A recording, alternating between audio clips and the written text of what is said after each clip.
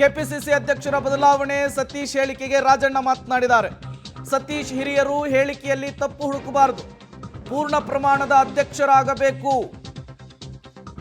ಡಿಕೆಶಿಯೇ ಪೂರ್ಣ ಪ್ರಮಾಣ ಇದ್ರೆ ಹೈಕಮಾಂಡ್ ಅದನ್ನೂ ಕೂಡ ಹೇಳಲಿ.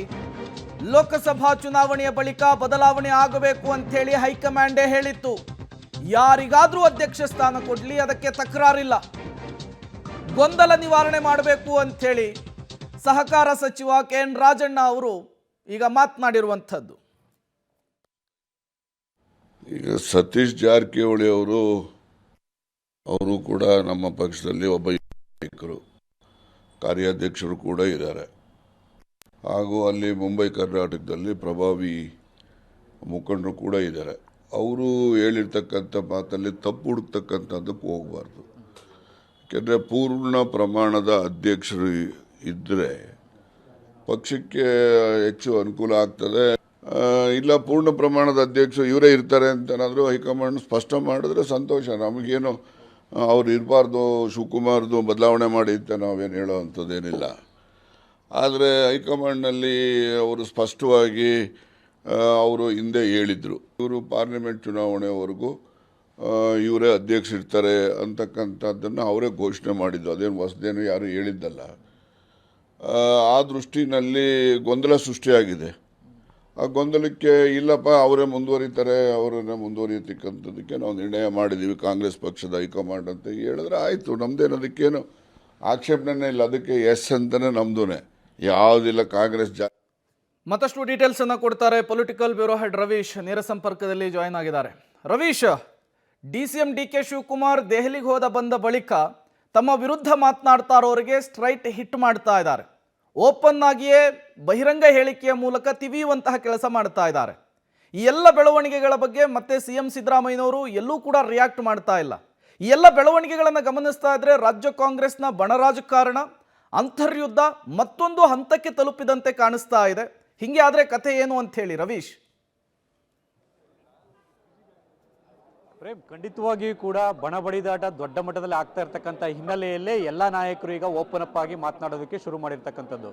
ಯಾಕೆಂದರೆ ಸುರ್ಜೇವಾಲಾ ಅವರು ರಾಜ್ಯಕ್ಕೆ ಬಂದು ಸಂದೇಶವನ್ನು ರವಾನಿಸಿ ಹೋದ್ರೂ ಕೂಡ ಮತ್ತೆ ಶುರುವಾದಂಥ ಹಿನ್ನೆಲೆಯಲ್ಲಿ ಕೂಡ ಎಲ್ಲೋ ಒಂದು ಕಡೆ DK ಶಿವಕುಮಾರ್ ಅವರು ಡಿಸ್ಟರ್ಬ್ ಆಗಿರಬಹುದು.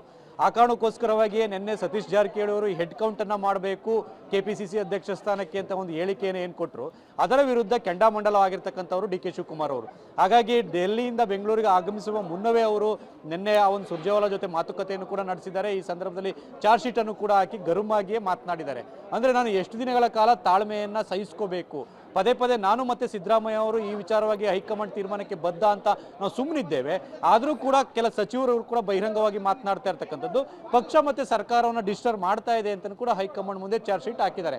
ಆ ಕಾರಣಕ್ಕೋಸ್ಕರವಾಗಿ ಸುರ್ಜೇವಾಲಾ ಅವರು ತಡರಾತ್ರಿಯ ಒಂದು ಸತೀಶ್ ಜಾರಕಿಹೊಳಿ ಕರೆಯನ್ನು ಕೂಡ ಮಾಡಿ, ನೀವು ಕೊಟ್ಟಿರ್ತಕ್ಕಂಥ ಹೇಳಿಕೆ ಸರಿ ಇಲ್ಲ, ಹಾಗಾಗಿ ನಿಮ್ಮಂಥ ಸೀನಿಯರ್ಸೇ ಈಗ ಮಾಡಿದ್ರೆ ನಾವು ಯಾಕೆ ಕ್ರಮ ತೆಗೆದುಕೊಳ್ಬಾರ್ದು, ಹಾಗಾಗಿ ನಿಮ್ಮ ಹೇಳಿಕೆಯನ್ನು ಬದಲಾಯಿಸಿಕೊಳ್ಬೇಕು ಅಂತ ಹೇಳಿದ್ದಾರೆ. ತಕ್ಷಣವೇ ಒಂದು ಮಾಧ್ಯಮ ಪ್ರಕಟಣೆ ಮತ್ತು ವಿಡಿಯೋನು ಕೂಡ ರಿಲೀಸ್ ಮಾಡಿದಂಥ ಸತೀಶ್ ಜಾರಕಿಹೊಳಿ ಅವರು, ನಾನು ಬೇರೆ ಅರ್ಥದಲ್ಲಿ ಹೇಳಿರ್ತಕ್ಕಂಥದ್ದು, ನಾನು DK ಶಿವಕುಮಾರ್ನ ತೆಗೀರಿ ಅನ್ನೋ ಅರ್ಥದಲ್ಲಿ ಹೇಳಿಲ್ಲ ಅನ್ನೋ ಸ್ಪಷ್ಟನೆಯನ್ನು ಕೂಡ ಕೊಟ್ಟಿದ್ದಾರೆ. ಹಾಗಾಗಿ DK ಶಿವಕುಮಾರ್ ಅವರು ಇವತ್ತು ಮಾತನಾಡುವಂಥ ಸಂದರ್ಭದಲ್ಲಿ ಬಹಿರಂಗವಾಗಿ ಒಂದು ರೀತಿಯಲ್ಲಿ ಹೇಳಿಕೆಯನ್ನು ಕೂಡ ಕೊಟ್ಟಿರ್ತಕ್ಕಂಥದ್ದು. ಅಂದರೆ ಮಾಧ್ಯಮಗಳ ಮುಂದೆ ಮಾತನಾಡಿದಂಥ ಸಂದರ್ಭದಲ್ಲಿ ನಿಮಗೆ ಪೋಸ್ಟ್ ಕೊಡುವಂಥವರು ಗುರುತಿಸಿ ಹೈಕಮಾಂಡ್ ಯಾರೆಲ್ಲ ಕೆಲಸ ಮಾಡ್ತಾರೆ ಅವರಿಗೆ ಕೊಡುತ್ತೆ, ಹಾಗಾಗಿ ಮಾಧ್ಯಮಗಳಲ್ಲಿ ಮತ್ತು ಬೇರೆ ಅಂಗಡಿಗಳಲ್ಲಿ ಕೊಡಲ್ಲ ಅಂತ ಕೂಡ ನೇರವಾಗಿ ಟಕ್ಕರನ್ನು ಕೊಟ್ಟಿದ್ದಾರೆ. ಜೊತೆಗೆ ಅಂಬೇಡ್ಕರ್ ಗಾಂಧಿ ಈ ವಿಚಾರವಾಗಿ ತ್ಯಾಗದ ವಿಚಾರವಾಗಿ ಕೂಡ ಮಾತನಾಡಿದಂಥ DK ಶಿವಕುಮಾರ್ ಅವರು ಎಲ್ಲವನ್ನು ಕೂಡ ಮಲ್ಲಿಕಾರ್ಜುನ್ ಖರ್ಗೆ ಮತ್ತು ಹೈಕಮಾಂಡ್ ನಾಯಕರ ಮೇಲೆ ಅವರ ಹೆಗಲಿಗೆ ಆಗ್ತಾ ಇದ್ದಾರೆ. ಹಾಗಾಗಿ ಇದು ಈ ಒಂದು ರೀತಿಯಲ್ಲಿ ಬಣ ಬಡಿದಾಟ ಏನಿದೆ ಇದು ಇಷ್ಟಕ್ಕೆ ನಿಲ್ಲೋದಿಲ್ಲ. CM ಸಿದ್ದರಾಮಯ್ಯ ಅವರು ಮಧ್ಯಪ್ರವೇಶ ಮಾಡಬೇಕಾಗತ್ತೆ. ಮಧ್ಯಪ್ರವೇಶ ಮಾಡಿ ಸಚಿವರನ್ನ ಸುಮ್ಮನಿರಿಸಿದಾಗ ಮಾತ್ರ ಎಲ್ಲದಕ್ಕೂ ಕೂಡ ತಾತ್ಕಾಲಿಕವಾಗಿ ಮಾತ್ರ ಬ್ರೇಕ್ ಬೀಳ್ಬೋದು. ಇನ್ನೂ ಕೂಡ CM ಸಿದ್ದರಾಮಯ್ಯ ಅವರು ರಿಯಾಕ್ಟ್ ಮಾಡಿಲ್ಲ ದೆಹಲಿಯ ವಿದ್ಯಮಾನಗಳ ಬಗ್ಗೆ. ಅಂದರೆ ಫಲಪುಷ್ಪ ಪ್ರದರ್ಶನ ಸಂದರ್ಭದಲ್ಲೂ ಕೂಡ ಇನಾಗ್ರೇಷನ್ ಮಾಡಿ ಅಲ್ಲೂ ರಿಯಾಕ್ಟ್ ಮಾಡಲಿಲ್ಲ.